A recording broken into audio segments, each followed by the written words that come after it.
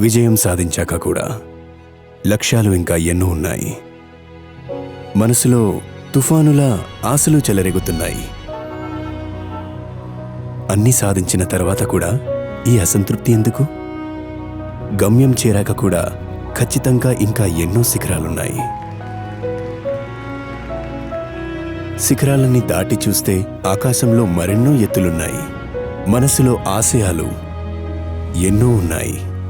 ప్రపంచాన్ని గెలిచిన తర్వాత కూడా ఇంకా ఏదో తెలియని వెలితి మిగిలే ఉంది.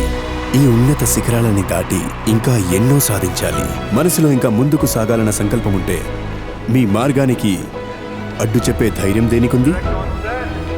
Alright folks, let's go up.